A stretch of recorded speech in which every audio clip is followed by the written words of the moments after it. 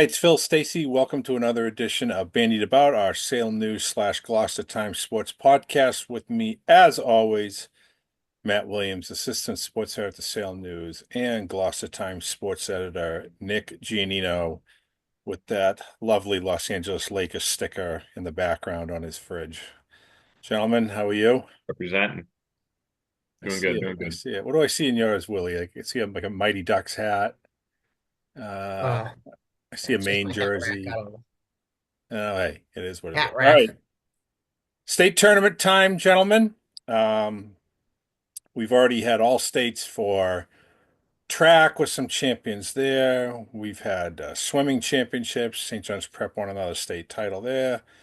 We have four all-state wrestling champions. Let's focus today on the basketball and hockey playoffs, which begin tonight, at least in our area. They begin tonight. And it's an interesting, if we just kind of look at the overall landscape, guys, of what we have, do you see that, sometimes we classify things as like the haves and the have-nots, whether it's, oh, so-and-so is going to be always be, Everett's always going to be really good in football, let's say, or something like that. Do They you, were anyway, well, right, yeah. the olden days. But Are, are point we, taken. are we thinking anything changes in regards to that this winter? I mean, is it going to be, like, oh, St. John's Prep hockey is going to be there in the end, or are we going to see some teams rise up and do you see any surprises here coming up?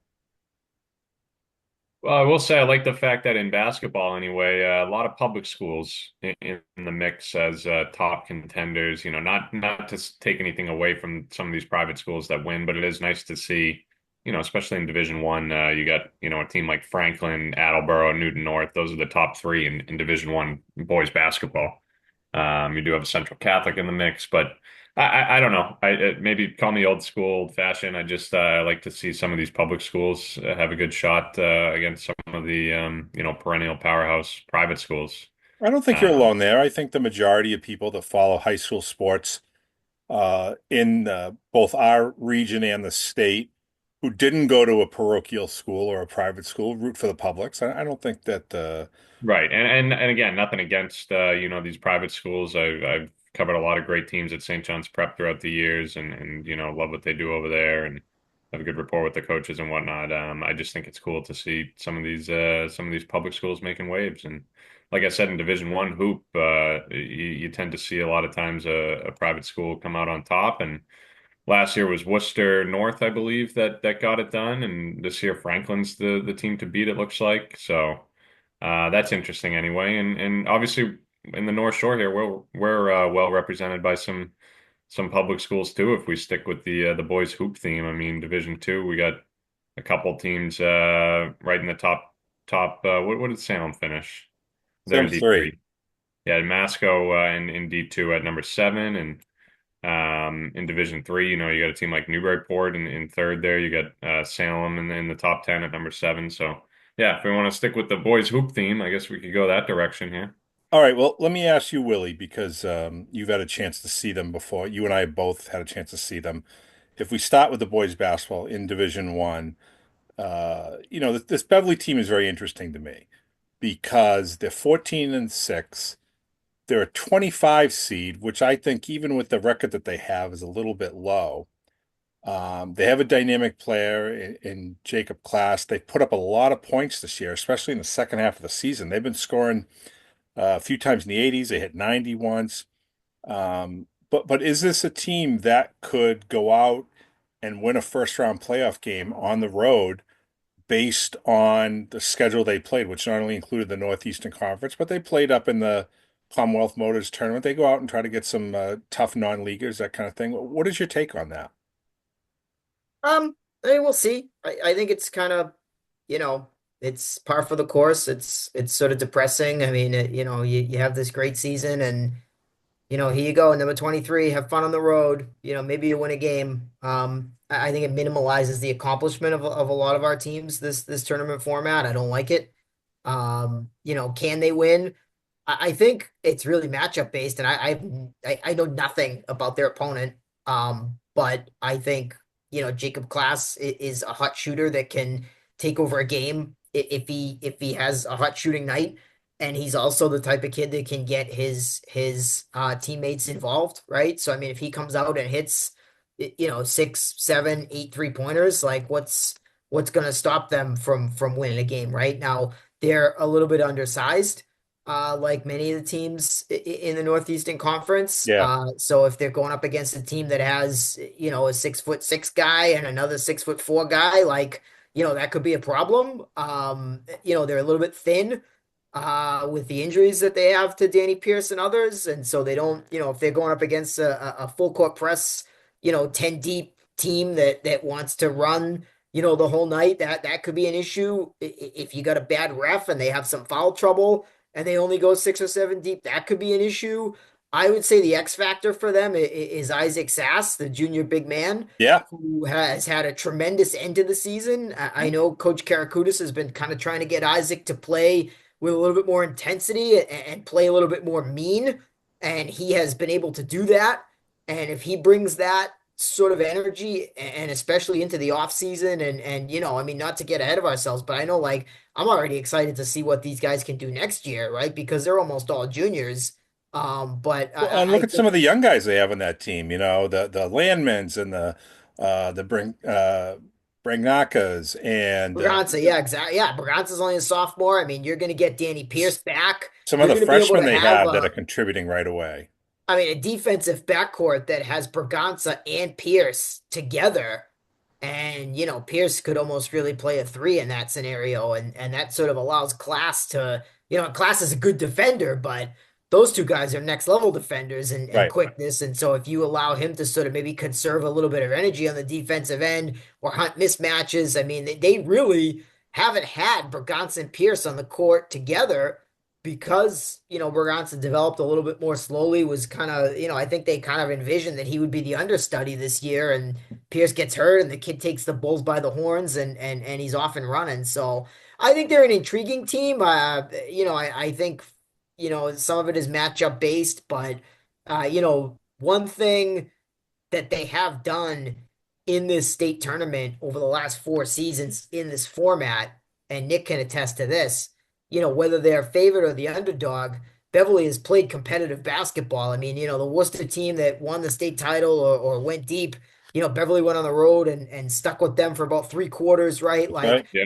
well, most of Beverly's tournament games, win, lose, or draw, they're in it to fight. They throw a few punches, and so no matter who they play, I don't see them laying down. That was certainly the case. They had a top 10 team in their gym in mid-January and took them down to the wire. I think it was Arlington. I Yes. might be getting the team wrong, but so this is a team that does not lay down for anybody, and whether they win, whether they lose, I think they're going to put out a tremendous product on the floor. I think I was mistaken when I said that they were the 25 seed. They're actually the 23 seed, I remember now, and they're going down to Newton to play that first round game. So I think you make a lot of great points there, Willie. You go back to that Arlington game, I think it was mid-January, maybe early to mid-January, 3-point loss. And they did, like you said, they showed they can fight. They can play hard, no matter who the opponent is or whatnot. Um, so I think that this team could acquit itself. They have pride. I think their coach is the backbone of that. He wants them to take on that style and the swagger, if that's the right word, that he likes them to play with. And you know what? I mean, I don't see any reason why they can't go on the road and win a game to start the season. Gentlemen, let's move on to Division Two. Nick, you mentioned Masconomet earlier. They're awaiting, it's what, Somerville and Hopkinton, the winner of that game. They're going to play on Thursday night, 7 seed after a fantastic 18-2 regular season. But Nick, that Division Two looks pretty strong with Mansfield and Malden Catholic and Pope Francis and Somerset Berkeley. I mean, what can Masconomet do to build off of this great season that they've had and experience some tournament success of their own?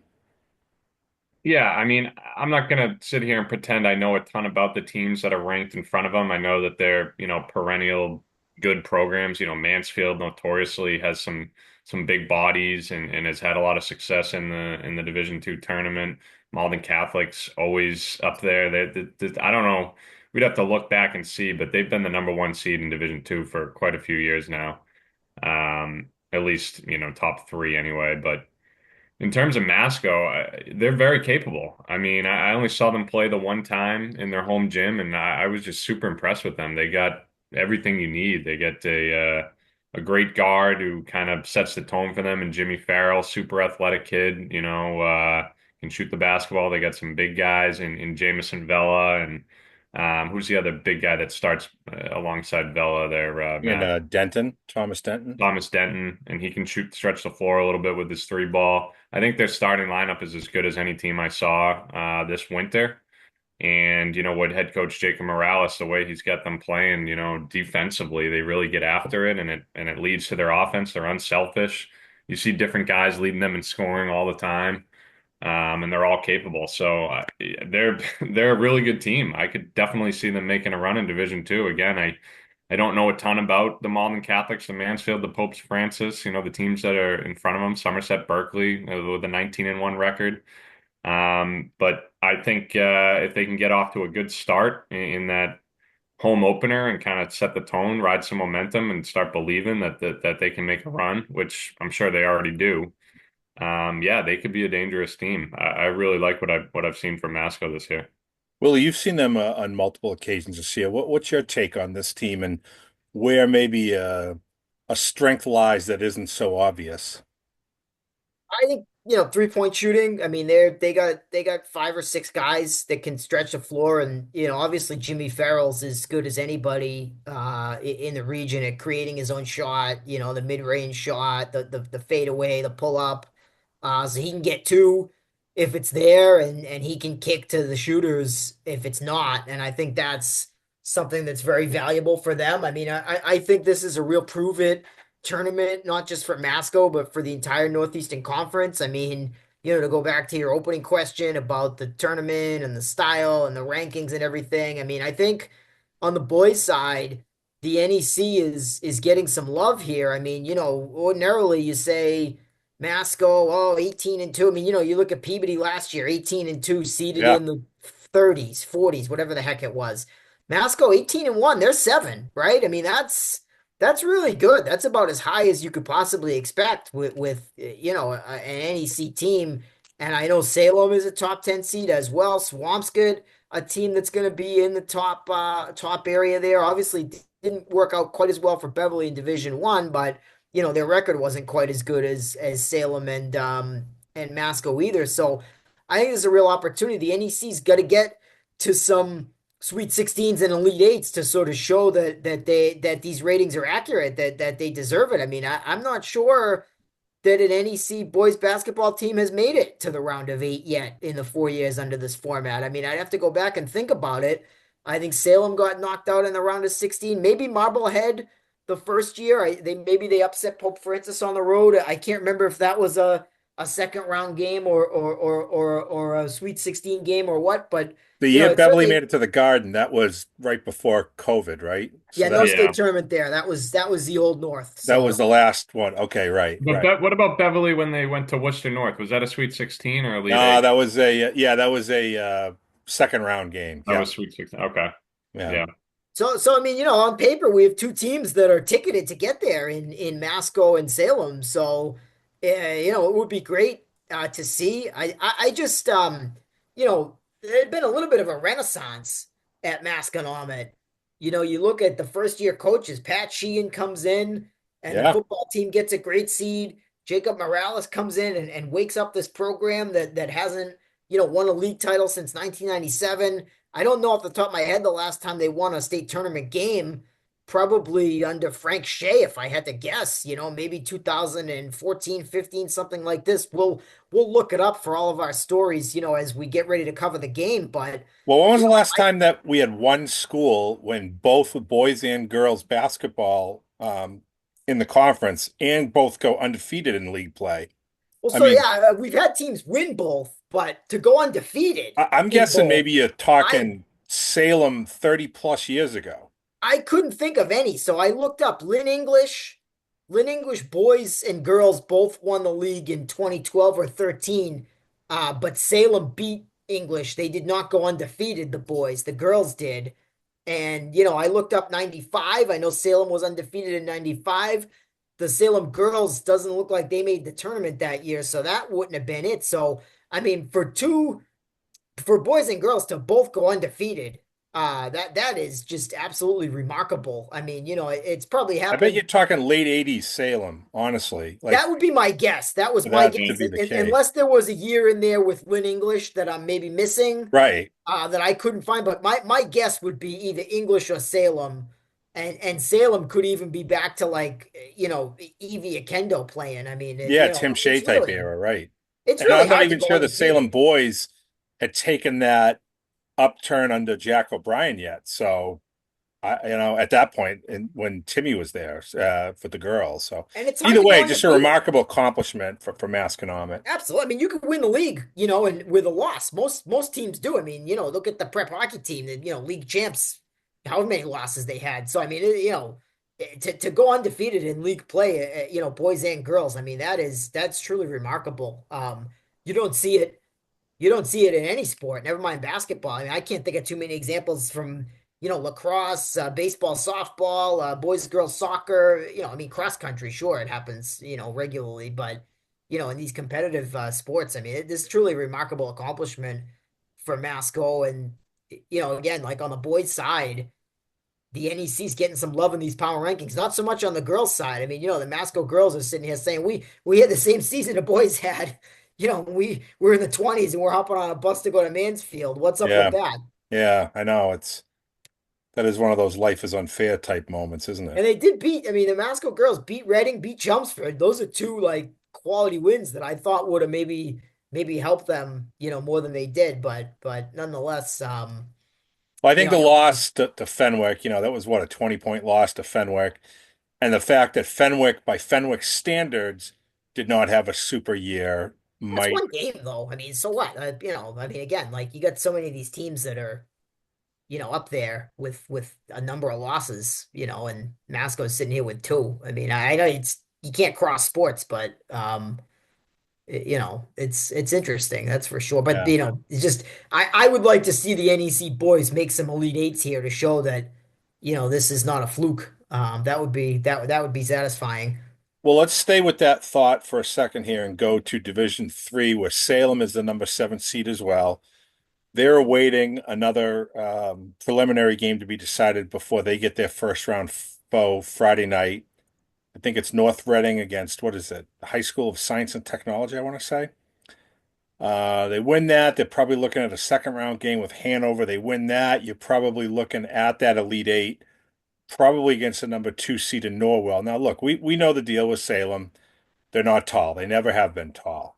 It's a team that relies heavily on the three-pointer. When it's on, they are dangerous. When it's off, they could be in trouble. It's a team that doesn't use a deep bench, but again, that's nothing unusual for them. So how far can we see this Salem team going behind Elian Rodriguez and Kane McLeod and Nate Lane and Rocco Ryan and these guys? Well, I will say just right off the bat, if you were to ask me, how many wins they'd finish with going into this season, I would not have them pegged with that record. I mean, they've been exceeding expectations. Rodriguez has been playing some of his best basketball in the past couple weeks of the regular season. He had a couple 30-point games, some high 20s. He's really scoring the basketball a lot. And like you mentioned, they got shooters. So Tommy sends us the stats with their shooting percentages, and some games are a lot better than others. And you see them, blow out some teams because of that, or you see them, come down to the wire and have to squeeze one out when they're not shooting as hot. So Tommy, when you say Tommy Doyle, the Salem coach, just for Tommy Doyle, everybody. yes, yes. Yes. They keep track of everything there at Salem High in terms of the games and the statistics and all. But yeah, I think they're hot right now, and we'll see if they can carry it into the playoffs. But I think you hit the nail on the head there, Phil. It's going to come down to their shooting, and they get after it defensively. Even for a lack of big man, they force turnovers, and they're going to speed you up, and they want to play Yeah. quick, get out in transition, and all that. So I like them. I think they're a fun team, and they could absolutely make a little bit of a run here in this bracket. You know something else that I'll mention about Salem. I find usually that small gyms work better for home teams.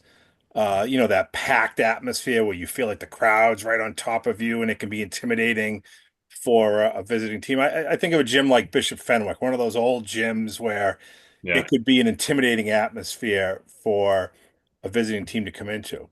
Salem is the opposite in terms of size. I mean, it's a massive field house, but I think that's a spectacular atmosphere for basketball. When Salem's going good and that crowd is into it, that's a great place to be a witch and running that floor and either draining the three or scoring in transition or making a big defensive play.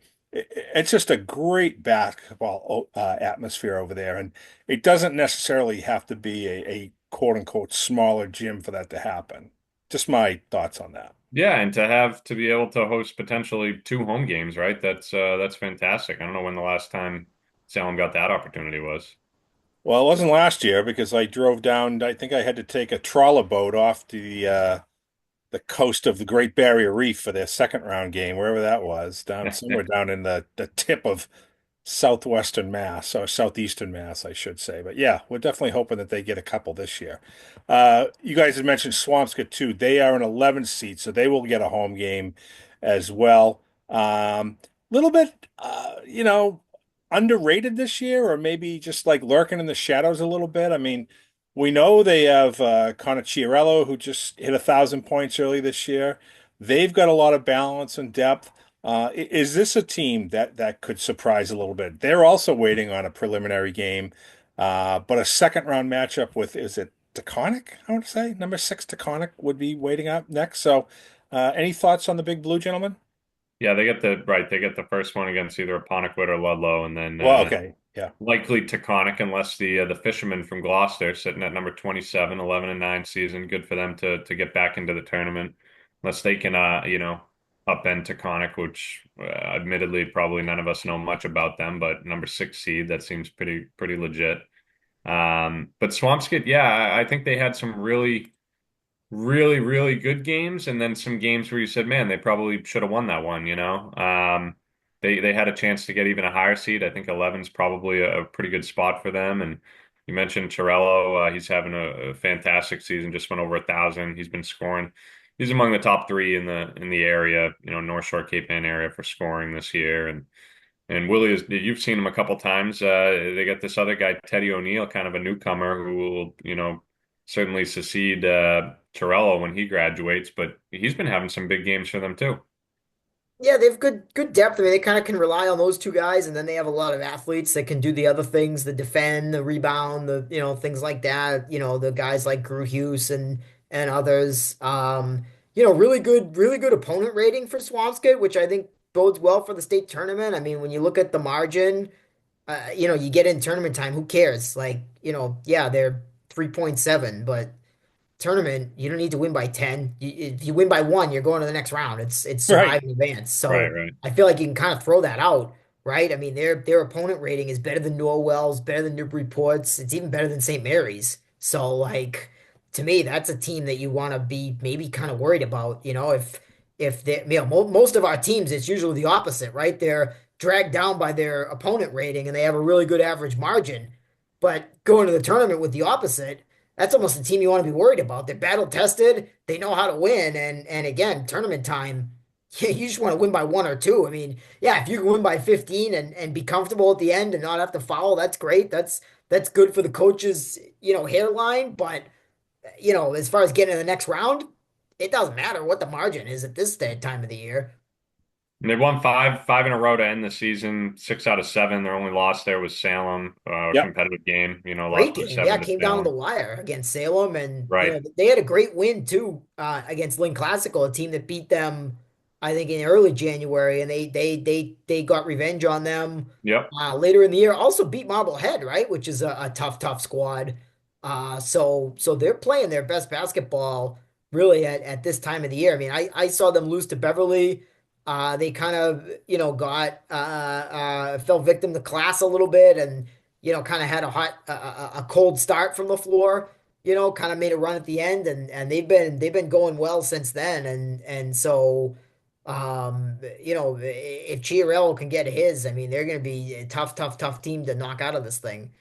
Let's segue quickly into Gloucester. Nick, you mentioned they have a first round game. They reached the finals of the Larry Mack tournament in Marblehead to end the regular season. I want to say what they went 3-3 down the stretch to get in, clinch that playoff spot. Talk a little bit about the Fishermen. Yeah, well, first off, I'd have to look, but they haven't been, in the mix like this in quite a few years, and they benefited from having a transfer from Ipswich, Nick DeLeon, who we covered a little bit for the Tigers in the past couple of years. He's a sharp shooting guard. He can get hot. He's won them some games definitely with his shooting and getting out in transition. They get Charlie Amaro, who when he's on and when he's playing with confidence is, one of the better players in the conference. Got a little bit of height. He can shoot over guys. And then they just have a bunch of grinders, workhorse kids that do some of the little things to get them these wins. I think when they're playing at their best, they pride themselves on defense, and they're certainly capable of playing a pretty good defensive game. They do have some big kids down low with Jack Silveria and Braden Francis can move some bodies around a little bit. Andrew Cribbs plays with a lot of energy.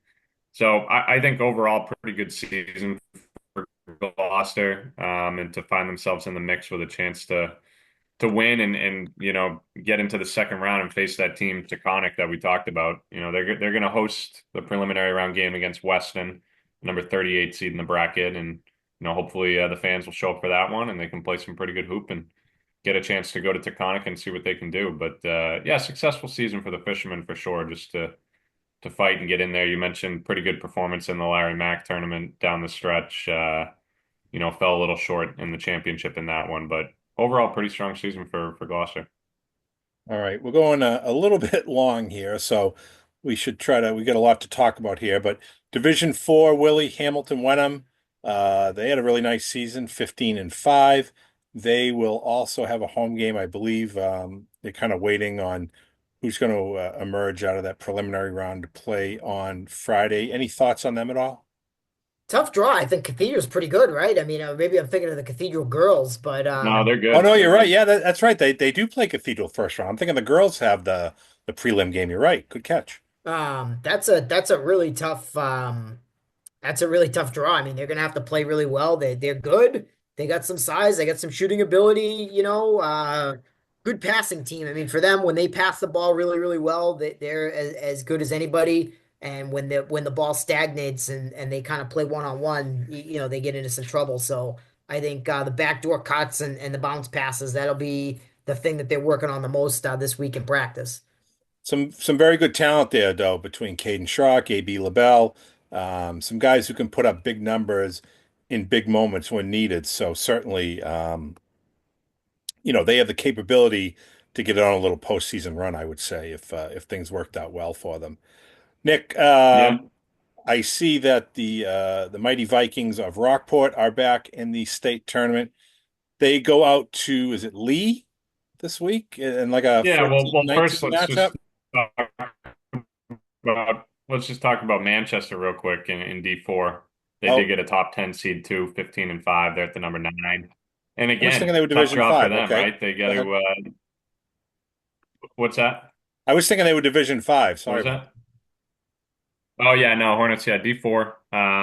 Another Cal Baker championship this year. They lost their two best players from a year ago, really carried them to that Elite Eight, in D4 last year with Cade First and Eddie Harayas. But they got Harayas' younger brother, Johnny, who's been shooting the lights out for them this year as a junior captain. He's been really impressive. They got a sophomore point guard, Graham Lewis, running the show, and they got a sophomore big guy, Alex St. Marie, who's really been coming into his own this year too. But just like Hamilton Wenham, they're going to have a tough draw. They should win their first round matchup. They're going to face the winner of Wakana and Upper Cape Cod Regional Tech. But then it looks like they're probably going to play Lynn Tech, who is coming off a huge win over St. Mary's, who hadn't lost all season. That's right. So that's a dangerous team, and I'm sure that that's a matchup they've been looking forward to, but also one that could really give them some trouble. And Lynn Tech is the number 8 seed, Manchester's number 9, so they will have to go on the road for that, albeit not too far. But yeah, I mean, tough draw for both those Cape Ann League teams who had really good regular seasons once again. All right, and tell us a little bit about Rockport before we switch over to the girls. Yeah, just quick for Rockport, amazing for them to get back into the state tournament. Last year they got in for the first time in well over a decade. Now they make it back-to-back berths. I know they had, less than the 500 mark this year, 7-13. They obviously had a little hiccup with, Nope, nope, nope. They were 13-7 actually. I'm sorry. I'm sorry. Yep, you're sorry. My mistake. You're right. yeah, yeah, the girls were 13 and I'm thinking 7. the girls. Yes. Okay. Sorry Yeah, about so that. the boys 7-13, but they seem to finish strong. I mean, I covered one of their last games. I think it was their last game of the regular season at Hamilton Wenham, and they were right there until the finish line. They gave them a lot of trouble. Josiah Whitley was the MVP of the Cape Ann League Baker this year. He's 1,000 point over scorer. 1,000 point scorer, averaging over 22 points. He's knocked down like 73 pointers. Probably the best 3-point shooter in our area anyway.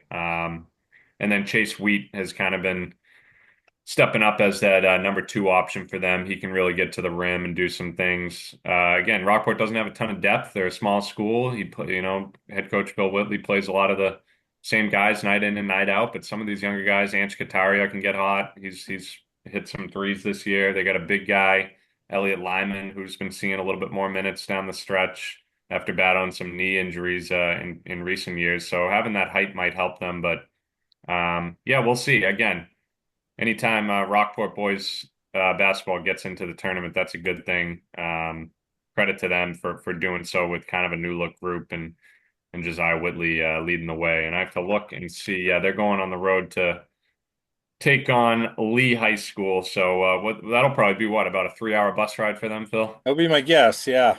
Yeah. So they've had to do that a couple years in a row. I That know they last went year all, too. Another yeah, long they had bus to go ride. all the way out that way last year as well and came up just short. But good season for them. We'll see if they can pull off the upset on the road. All right, let's switch to the girls and let's go reverse this time. So we'll stay with Rockport in Division 5, Nick. Uh, Lady Vikings under first year coach Jordan Fierce, 13-7 record. They get themselves a home game. They're the 23 seed and they are hosting number 42 Abby Kelly Foster in a preliminary round game. Been a nice season for the girls. It has, yeah. I've caught a few of their games, and Jordan Fears has them playing hard in her first year at the helm. Obviously, you have a girl like Allie George, who'd be one of the better players on most of the teams in this area. She's been carrying them. She's double-double, nightly double-double threat. Not going to shoot the three a lot, but she can get to the rim. She's physical. She rebounds well.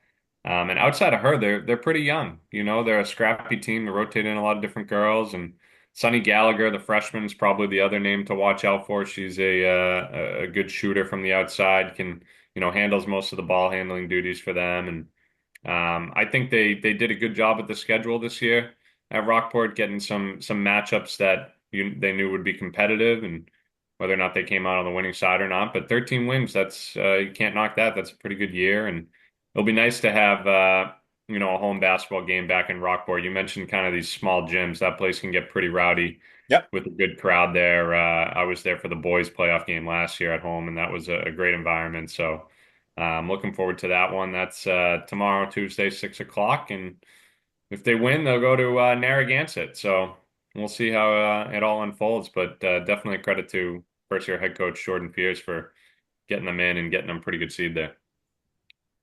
All right, thank you, Nick. Division 4, that's a massive draw. 50 teams qualified in the Division 4 tournament. We have a pair of locals in Hamilton Wenham and Manchester Essex. Willie, this is what I'm talking about, or I should have been talking about earlier. Hamilton Wenham girls are the number 7 seed. They await a first round draw.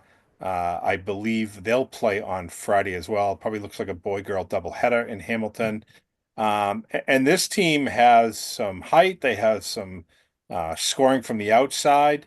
Mark Cole has done a pretty nice job with these generals. Yep. Yeah, exciting. I mean, yeah, they got some kids that play soccer that went to the state final, so we'll see what they can do, you know.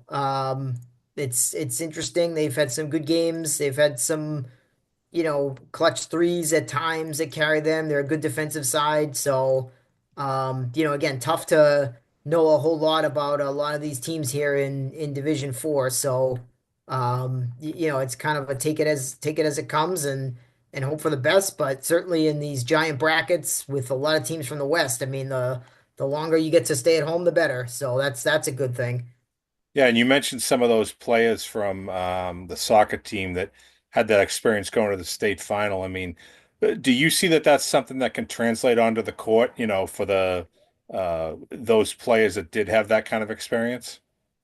It can't hurt, it can't hurt. I mean, it's not perfect, but it can't hurt, You've been in pressure pack situations, games with trophies and banners and things like this. I mean, it definitely can't hurt. Nick, tell us a little bit about the Hornets, who are the, what, 20 seed? And I know that Lily Oliver kind of steers the offense over there, but what else do the Hornets present for foes? Well, yeah, Lily's been leading them in scoring, but it's not, she's averaging maybe 10 points a game. It's nothing too crazy. They're very balanced.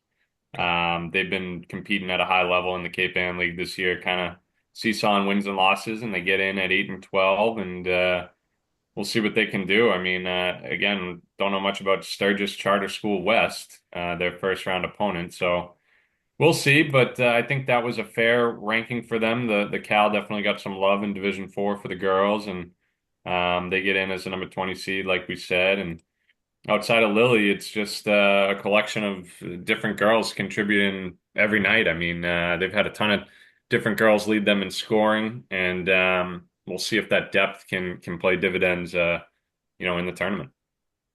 I know in Division Three we have Swampscott has a preliminary game Tuesday night at Southeast Regional.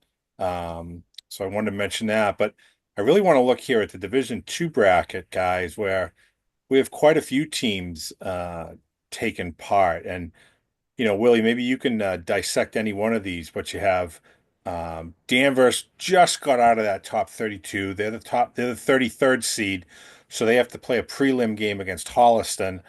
Winner gets the trophy of having to play top seeded Medfield after that. You got Bishop Fenwick is on the road as a 17 seed. They just missed that top 16. So they got to go to Wakefield in a first round game on Thursday. We mentioned Masco already, unbeaten NEC season. They finished 18-2, and your thanks is you got to go on the road to play a pretty good Mansfield team. And all of those look like game, and Marblehead too. I forget. Marblehead is in a prelim game of its own. Marblehead plays, is it Reading? I want to say they got a fairly close game that's in that preliminary round. But Sounds right. thoughts on any of Yeah, those? Reading. I'm sorry. Yeah, that's right, Reading. It is okay. Thoughts on any of those, Willie? I thought just looking at the scores here, I thought that Fenwick had played Medfield, but I guess maybe it was the Medfield tournament and they didn't end up matching up with Medfield, or something like that. So that's sort of interesting. I mean, I think it'd be nice for Danvers to win a game, to say they won a state tournament game. I mean, with the season they've had, I think they've had a wonderful season. I mean, 14 wins.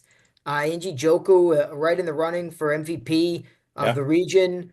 She missed the first 4 or 5 games, yeah, she and did. they still managed to go 14-6. They moved up the rankings quite a lot too. They had a great week. I mean, they were in the 40s, and to get up to 33 is actually better than I had, maybe expected for them, hope for them. Not that they don't deserve a higher seed, but as we know, the NEC doesn't get the credit in the girls' power rankings, and again, like it's too bad because they're if they win, they're probably going to lose to the number one seed, and what does that mean? Fenway's going to lose to the number one seed too, so we never get to find out how good they really are, right? Yeah, Because right, maybe right. maybe they could beat a team in the 20s or the teens, and we'll never know Yeah, because could they beat a you know, Minichog? Could they beat correct. I don't know, a Lemonster or an Oliver Ames or something like that? Right. Yeah. Just because they lose to a one seed that's also probably going to beat Fenwick doesn't mean that they deserve the seed that they got, I guess is kind of my new talking point on this whole thing. And Fenwick, I think, is a kind of prove it team. I mean, I feel like, they've kind of been resting on their schedule the whole season, and it's like, well, now you gotta win some games, right? Like schedule doesn't mean anything anymore. You're battle tested. You got, great twin towers in Boyle and Nielsen, and can the supporting cast, do enough to steal a game. Now, if I'm midfield, I'm saying to myself, oh boy, I don't want Fenwick coming into my gym in the second round. That's about as tough a second round matchup as you're going to get. And I just think with Fenwick, a lot of their offensive production is going to be dictated by those guards that are sort of inexperienced and are run hot and cold shooting wise. Now they're tremendous defenders. They do not run hot and cold defensively. They hustle their butts off on defense. Whether you're talking about Spurchise or Jenkins or the other one whose name escapes me. So even in their losses, I feel like they've been really low scoring games. The question is, will they be able to hit enough open looks? The teams that take away Boyle and Nilsson, can somebody else that's left open hit those looks? And if they have a good offensive night, they're capable of beating anybody because their defense never takes the night off. Gentlemen, excellent job breaking down things on the hard court as only you can when it comes to North Shore stuff. Let us glide over to the ice. And we have a couple of girls hockey teams that are in the tournament. Perennial tournament participant Peabody. And boy, I don't think we can say enough, Willie, what a great job Michelle Roach has done with that program year after year. They're like the old Buddy Henry. They don't rebuild, they reload. They just continue to be right up near the top. You've seen them quite a few times this season. Tell us how you think the Tanner's tourney journey is going to go. Well, defense, defense, defense. It's every game's going to be close, and if and when they lose, it's going to be an absolute heartbreaker. I mean, that's how they play hockey over there. Fewest goals allowed in the state, 16 goals the whole season. That's not just a this year thing. I mean, they've been under 2 goals per game now, 6 consecutive seasons, which means that it's not just the goalie who is phenomenal, at least Moody, but it's the whole system. It's the defense that graduate and then the new defense come in and they're committed to the system. I mean, you just don't roll out of bed and hold opponents to under 2 goals a game for a whole season, that many seasons in a row. So All right, so with not that, to harp on what we talked about earlier, how sometimes the way that the tournament is set up, well, I really like it in a lot of ways. Something like this seems like you give up the fewest goals in the state, you win 15 games, you only lose three. Does it seem, I don't know if unfair is the right word, but unjust maybe that they're the 12th seed? I it's mean, shouldn't this insane. be a I mean, top it's eight so team? well, and add to that the fact that we campaigned last year to get the league cut in half to allow more non-league games, right? Yeah. So ostensibly, they have the same winning percentage, fewer losses than they did last year and the year before, and allegedly a better schedule because they went out and scheduled, five top five teams or whatever it is, and they have a worse seed. So, I mean, this is what the MIA people tell you to do. Oh, make your schedule better. Okay, we did. Win those games. Okay, we did.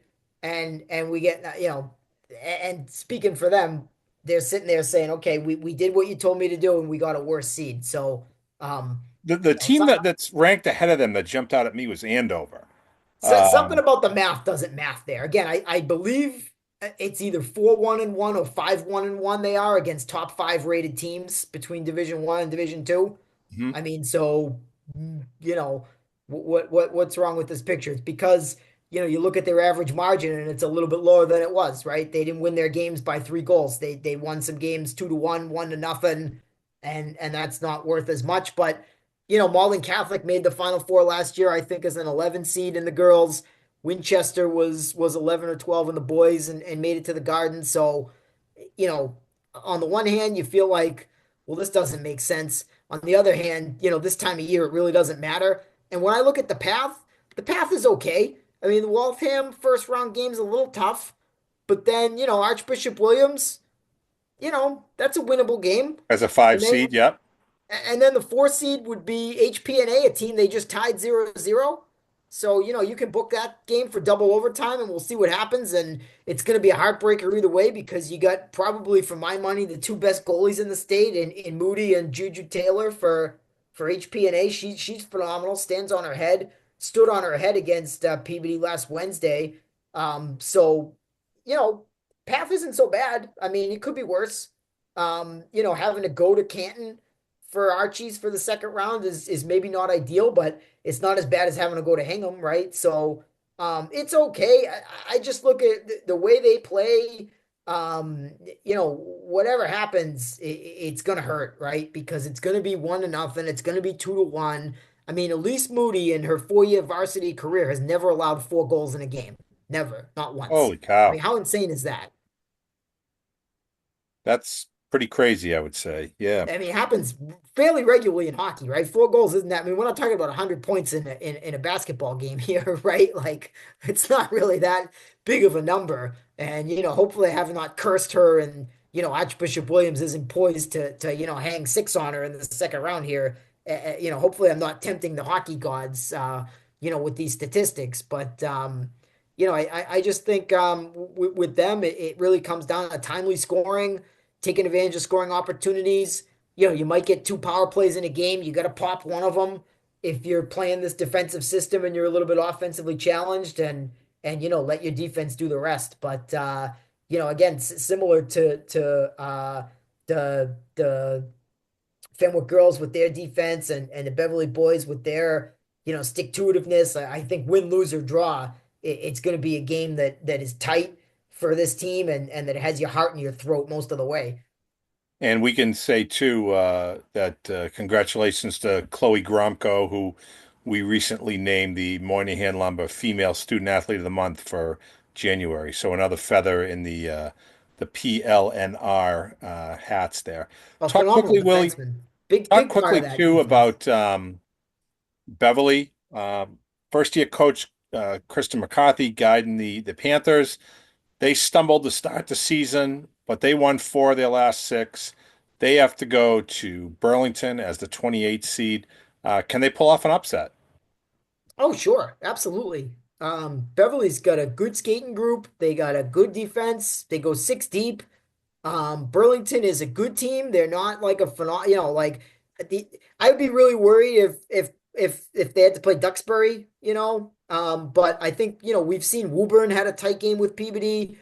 Burlington's from Woburn's league. It's a relatively short drive. A lot of the girls know each other, so I think if I was looking at it from Beverly's perspective to try to get an upset, I wanted hopefully to play either Burlington or Woburn. Now. I'm not saying be careful what you wish for. It's easy. I'm not trying to throw shade at the Middlesex League because it is, deep. It's probably better overall in the NEHL, but it's a familiar thing. And if Beverly plays their game and their goalie's on top of her game, they can play with anybody. They have really good scoring. They've scored a fair amount of goals. They've given up, a fair share of goals, but you look at the percentage of those goals that came in December versus lately.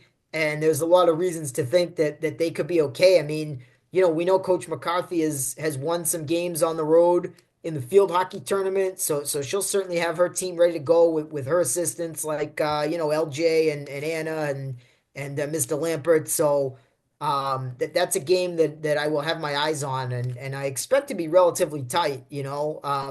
I really like the way Beverly can create offense. They go 2 lines deep. You got Oscar Kiel, the sophomore out of Ipswich. I think she's a sophomore. She might be a junior, but she's got a lot of points. She can move the puck really, really well. And then Meredith Johnston, out of Beverly, just bombs away from that circle. She's got maybe the hardest shot in the region, and she's got 21 goals on the season, the leading goal scorer around these parts. So, if they can get some things to fall in their favor early, they can absolutely win a game, and then you're Cinderella, and you go and see what happens.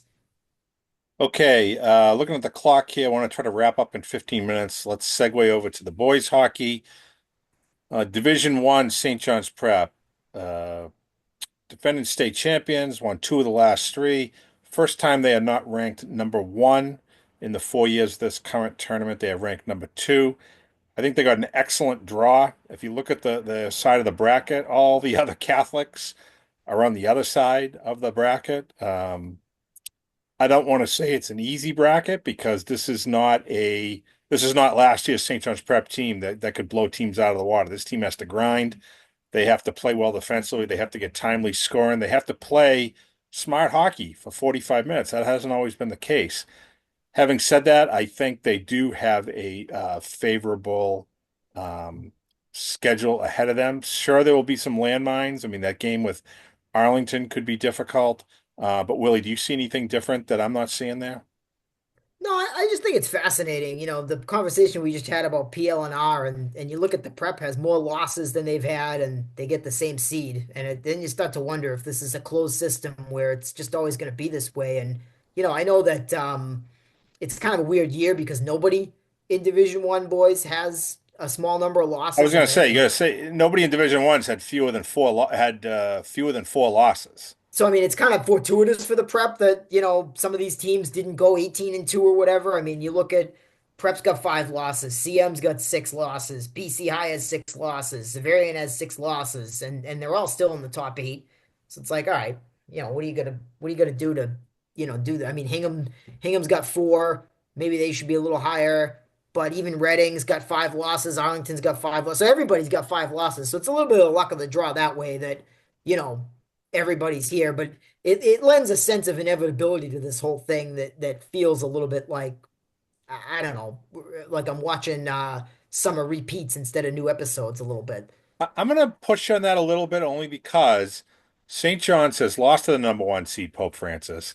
They've lost to Catholic Memorial, the number four seed. They've lost to Reading, the number three seed. They've lost to Hingham, the number three seed. So, inevitability, I wouldn't say so. Well, but there's still but inevitability not in the results but in the seeds. As you said, they lost all those games and here they are at number 2. So like why we play the season? We could have just put them in at number 2 on Thanksgiving. I At least think now it's it's a going to be every byproduct year. of maybe this year not being, there's not any one team in boys hockey that is so much better than the rest. I mean, I think last year, while, hey, St. John's played a game in the finals last year, they had to win at the buzzer. I think by and large, they were regarded as the best team over everyone else, and it kind of played out that way. I think this year, you could literally see any one of the top 9 or 10 teams winning the state title. No, I think that's true. I think in terms of the actual results on the ice, it's going to be somewhat unpredictable. And again, like they sort of benefit from the fact that you know, again, the last 2 years, right? Both them and CM and Zavarian kind of had like 2 losses, 3 losses, 17, 18 wins. There's not a team like this in the field this year, and that definitely benefits St. John's getting as high a seed as they did. And you know, I think you look at the net, they're battle tested back there with Farisi's been in tournament games in hostile atmospheres, you know, been booed at and made big saves anyway. So I Yep. think that's a huge what do you call feather in their cap. Really, the only goalie that I'm familiar with that you know is has that kind of pedigree is the kid from Zavarian, who's also very good. And at this time of the year, you want to build from the net up. So I look at that as a big advantage for the prep. Division two, we have Gloucester, Beverly, and Masconomet all out of the conference that have qualified. All will be on the road in the first round. Nick, rematch with Newburyport for the Fishermen, 22 seed going up to the number 11 Clipper ship. What can you tell us? Yeah, go figure, right? That was the Sweet 16 matchup from a year ago, which Newburyport won 4-2. They had an empty netter late in that game, but that was just a super competitive game, back and forth, could have went either way. Great crowd over there at Henry Graff Rank, and the two teams played each other again early on in this season with Gloucester winning in overtime, I believe 4-3 in that one. So this is a game that the rivalry for these two schools dates back long before the past decade or so, but it's kind of been renewed in these recent seasons, and they're going to get after it. I think that's a matchup that Gloucester's looking forward to. They know they can play with them. It's going to be a great environment. Totally new look fisherman team from a year ago. they don't have the Colby Jules or the Brett Cunninghams lighting the lamp with regularity, but they got some good underclassmen that have been stepping into big roles. Cade Cooper's taken over the leading goal scoring role for them, and they got a new goaltender in the sophomore Trey Maroney, who's been playing some pretty good hockey down the stretch. I like Chris Daly on defense. I like Chris Jackson Daly. Harness, the freshman up front. Yeah, yeah, they got some pieces, and they've kind of just been clawing their way through this season. They end up with a 10-8-2 record. I mentioned they beat Newburyport in that overtime game earlier this year. Newburyport ends up with an 11-9-2 record. So it's a great matchup on paper. I think it could go either way. Gloucester should get a good crowd. It only being in Newburyport, and that rink fills up quick. It's going to be loud. So that's a fun one. I'm looking forward to that one on Tuesday night. Masconomet, tough season for them. A lot of one-goal losses, 4-15. They get the 30 seed. They have to go to 19-1-1 Canton. Even with the return of senior goalie Dylan Brothers, who was thought to be out for the year with a concussion, um, he made it back for the end of regular season. It's a nice story for him, but I think it's going to be a real tough matchup for the Chieftains. Then you have Beverly, which is the 25 seed. They go to number 8 Auburn. First time in the playoffs for Beverly in 3 seasons. And Willie, hard to believe they have not won a playoff game since they won the Division II state title in 2015. I Wow. want to say this is the third playoff game they've had in that time. So, what do you see out of this team? I mean, when they're playing well, they can beat most teams in Division II. Or I should say the majority of teams in Division II, maybe is more accurate. But what can they do to go on the road out to Central Mass here and secure a win, in your opinion? Score early, score often. I mean, when Bowen's going, he's as good as anybody around here, and he's might be the best player in the area next year. Just looking at the crop of juniors that we have and the number of seniors that are graduating. So, just play like you got nothing to lose, right? I mean, and they don't. And just another example of one of these teams that if they lose, it's like doesn't mean they couldn't have beaten somebody in between them and the seed that they're playing, right? I mean, Yeah. I think, but and they have had some hiccups over the course of the season. But even to have a winning record, that's a great step in the right direction for them as you see them continue to build and with the nucleus that they have coming back. I would say this is looks like you know the first step of what's to come. Kind of a coming attractions situation for them. But I think really if they can get Bowen going early and often, they're going to be in good shape on the road. All right, let's just touch on Division III quickly before we go to our blind rankings and sign out. We get a couple of teams here that I think could make real tournament runs. You have the Hawks of Essex Tech checking in at the number 3 seed. They're the Cape Ann League champions, 16 wins. Upset in the second round last year, and with so many good seniors between Brady Lennon and his 49 points, Jaden Vargas, uh, Anthony Becenti, Mason Sutcliffe, all these different guys that they have. They play a prelim game on Wednesday night. They would then go again on Saturday at home against likely Somerset Berkeley. Willie, is this the year that Essex Tech can finally make that push that they've been wanting to do for so long? It's a little bit poetic, right? Somerset Berkeley beat them 7-0 in their place a year ago. Yep. And now they could get a chance to right that wrong, right? And how many times have we seen that play out over the years in sports? So I think that if they're going to do it, this is kind of a poetic way to do it. Now, are they going to beat Somerset Berkeley this time? I mean, that's really the biggest question because when I look at the teams, I think if they get by that game, I like their chances. I mean, the rest of the way, some of the teams that have tripped them up, Triton is not on their side. Nauset, I think, is the best team, is not on their side. Now, midfield is really, really good, but I don't think quite as good as Nauset. So if they can sort of exercise those demons and get through that same second round game that tripped them up a year ago, I like their chances to win two more. I think that's kind of if I'm a competitor, that's how I want it, right? Let me get some revenge on the team that knocked me out last year and Yeah. and then use it as a springboard. On your home ice too, again. Right, exactly. Use it as a springboard. Situate usually a very good program too. Therefore, Essex avoids them too. So And that's like, no disrespect to the Bedfords of the world, but I just, kind of similar to St. John's in Division One. I look at some of the landmines that I was worried about coming into the draw for Essex, and they all seem to be on the other side, except for this one that beat them last year. So if they can, right that wrong, I think they could be playing for a while. Now, I look at this draw and I see Nauset as the clear top seed.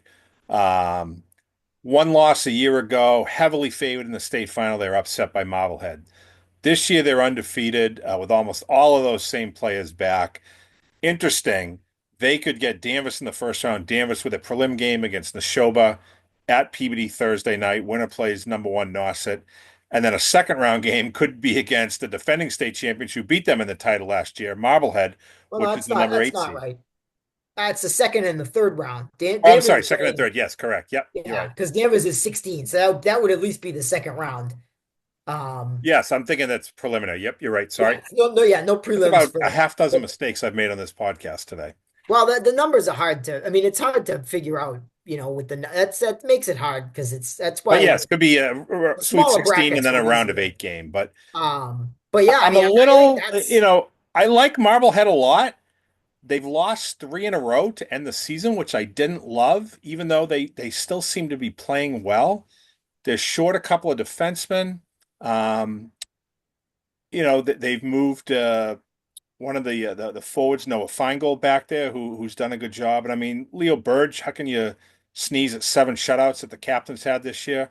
They have scoring with Captain Kyle Hart and Avon Radovsky and London McDonald.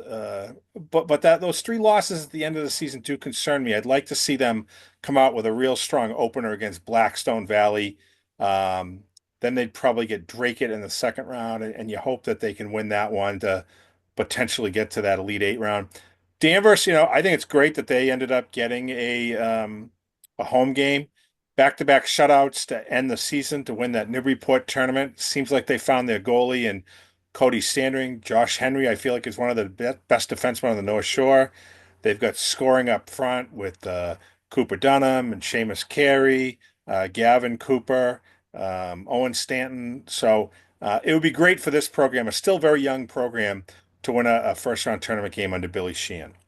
now what is going on with them in Peabody? I mean, they played their home games in Peabody during COVID, but they couldn't get a time at their regular home rink for the tournament. I think because both Endicott teams are preparing for playoff games, that there was no ice available.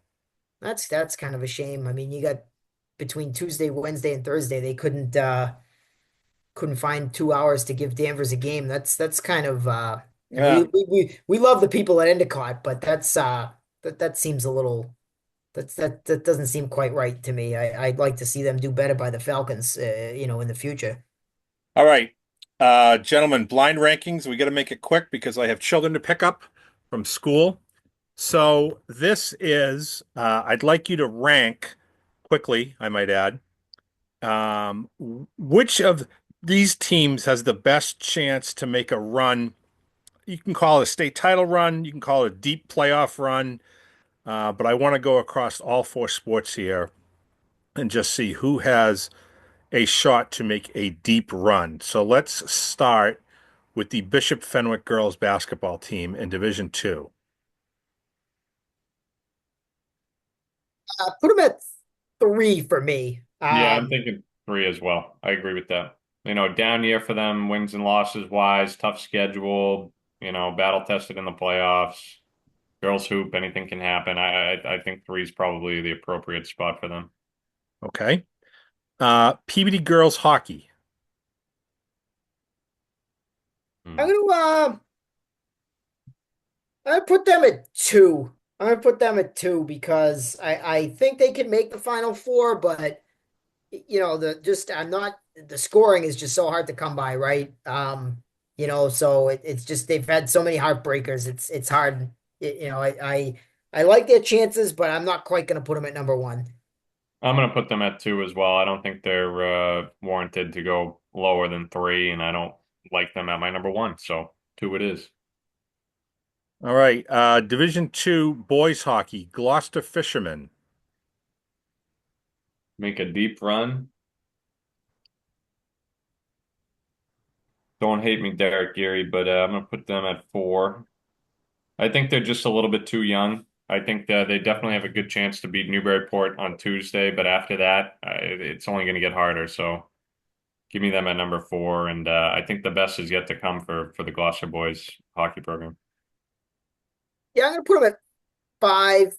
I only because I just think I agree with Nick. I think they have a decent chance to beat Newburyport, but I think Canton and Tewksbury and Billerica and some of these other teams at the tippy top of I think there's a little bit of separation there. All right. How about Salem boys basketball, Division Three? Well, who you're going to hit me with last, but I'm going to ride the Witches. I'll put them at number 1. I like them to make a pretty decent run here. Yeah, I'm going to put him number 1 as well. I'm scared to death of Norwell. I think that might be the best team in the entire field. So kind of a tough draw there. This might be a mistake. But I'm going to throw him at number 1 and pencil him in for a Final Four. Why not? I Okay. like it. And lastly, now I feel like I got to change up the last one because I'll really screw you guys up if I do this. No, I mean, it's what's the It is point? what it is. Yeah, if you had Yeah, it. all right. Well, I was going to say Essex Tech hockey. Hmm. Well, they're pretty good. If that's why these are blind rankings, right? I lose. It's all right. Well, Uh, I'm fine. I'm fine with them at 4. Beat Somerset Berkeley this time and make us look stupid. Sounds good to me. That they All yeah, can right. I'm So beat you gonna both have try to put. Salem boys 1, PBD girls 2, Fenwick girls 3, and then it's Nick, your Gloucester boys, and Essex Tech, and Willie, your vice versa. Yeah. I Yeah, mean, I think if I wasn't blind, I probably would have I probably flip 1 and 2 and flip 3 and 4. Okay. All right. Well, you know what? There's some motivations for the teams that are lower, and maybe some impetus for the teams that you guys picked high. So yeah. I like it. That's why we do the blind rankings. Gentlemen, children await me. But I've enjoyed our podcast as always, an hour long, plenty of good tournament stuff here. We hope to see you out at the court or the rinks. Make sure you follow us along on X. And for Nick Giannino and Matt Williams, I'm Phil Stacy signing off. Thanks for watching.